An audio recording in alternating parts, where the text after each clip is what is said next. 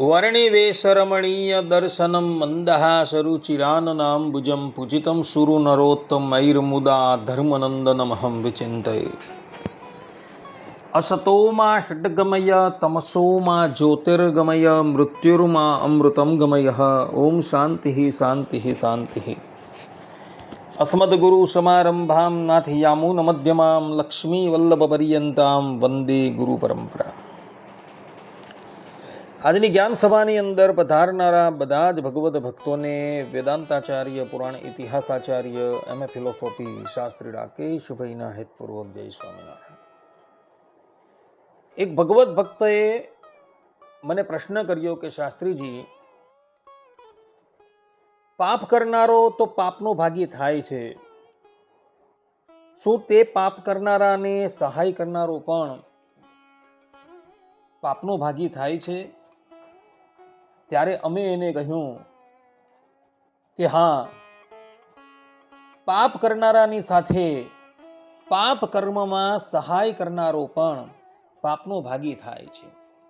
જેમ કે સત્સંગી જીવન 5મા પ્રકરણના 43મા અધ્યાયના 11મા શ્લોકમાં ભગવાન સ્વામિનારાયણ પોતાના સ્વમુખે કહે છે કે કર્તા કારયિતા તદ્વત અનુમંતા સહાયકૃત અનુગ્રાહક ઇત્યેતે કર્મણા ફલભાગિનઃ.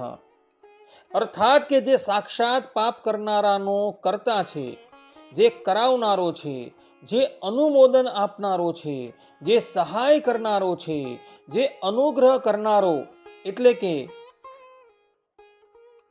પલાયમાન થતા પાપી જનને અનુસરીને બીજાઓ થકી તેની રક્ષા કરતો થકો તેની જડતા ઉપજાવનારો છે, તે આ 5 જણાઓ પણ તે કર્મના ફલભાગી થાય છે.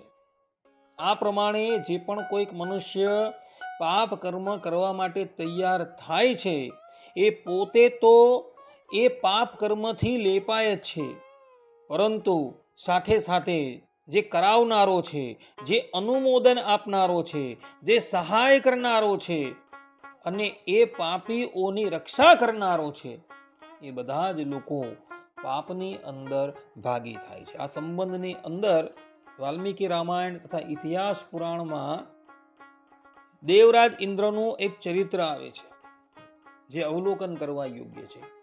દેવરાજ ઇન્દ્ર ગૌતમ ઋષિની પત્ની અહલ્યા પર ઘણા આસક્ત હતા અને હંમેશા એવો મનોમન અહલ્યાને પ્રાપ્ત કરવાની ઈચ્છા કરતા હતા.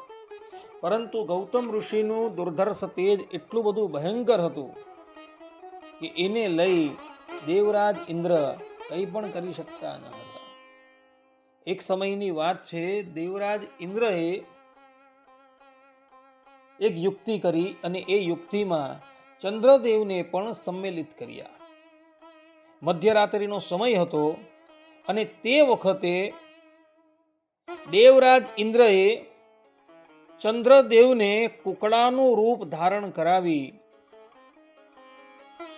ગૌતમ ઋષિના આશ્રમ પાસે જઈ કુકડે કૂક કરવાની આજ્ઞા કરી. ચંદ્રદેવ ગૌતમ ઋષિના આશ્રમ પાસે આવે છે અને જોર જોરથી કુકડે કૂક બોલવા લાગ્યા. એને લઈ ગૌતમ ઋષિ જાગી ગયા. એમના મનમાં એમ કે બ્રહ્મ મુહૂર્ત થઈ ગયું છે, એટલે આપણે આપણા નિત્ય કર્મ કરવાને અર્થે ગોદાવરી નદી પર જઈએ. ગૌતમ ઋષિ જેવા નિત્ય કર્મ કરવાને અર્થે ગોદાવરી નદી પર જાય છે, ત્યાં જ એ તકનો લાભ ઉઠાવી દેવરાજ ઇન્દ્ર ગૌતમ ઋષિનું રૂપ ધારણ કરી આશ્રમમાં આવે છે અને અહલ્યાની સાથે ન કરવા યોગ્ય કાર્ય કરે છે. પેલી બાજુ ગૌતમ ઋષિ જેવા ગોદાવરી નદી પર આવે છે, ત્યાં જ વરુણના દૂતો એમને કહે છે કે હે ઋષિ, હજી તો રાત્રિનો સમય ચાલી રહ્યો છે, માટે તમે સ્નાન ન કરતા. ગૌતમ ઋષિ પુનઃ પોતાના આશ્રમમાં આવે છે અને આશ્રમમાં જેવા પ્રવેશ કરે છે, ત્યાં જ પોતાનું રૂપ ધારણ કરી દેવરાજ ઇન્દ્ર આશ્રમમાંથી બહાર નીકળતા હોય છે. ગૌતમ ઋષિ પોતાના તપોબલથી બધી વાત જાણી જાય છે અને એવો આ પાપની અંદર ભાગીદાર થનારા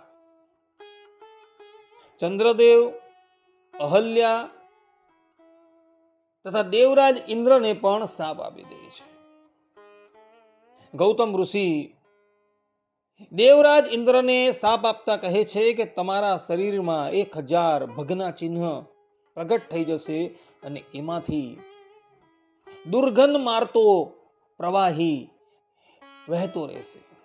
અહલ્યાને શિલા થઈ જવાનો શાપ આવે છે અને ચંદ્રદેવને ભવિષ્યમાં કલંકિત થવાનો શાપ આપી દે છે. આ પ્રમાણે દેવરાજ ઇન્દ્રના કૃત્યમાં ચંદ્રદેવ પણ સંમલિત થયા તો એને લઈને ચંદ્રદેવે પણ પાપના ભાગી થવું પડ્યું. માટે ભક્તો, કોઈ પણ મનુષ્ય પાપ કર્મ કરવા માટે તત્પર થાય ત્યારે એની સહાયતા ક્યારેય પણ કરતા નહીં, અન્યથા તમે લોકો પણ પાપના ભાગી થશો. આટલું કહીને હું મારી વાણીને અહીં વિરામ આપું છું. સર્વે સંતુ નિરામયઃ, સર્વે સુખીનો ભવંતુ, સર્વે ભદ્રાણિ પશ્યન્તુ, મા કશ્ચિત દુઃખભાગ ભવેત. અસ્તુ. જય સ્વામી.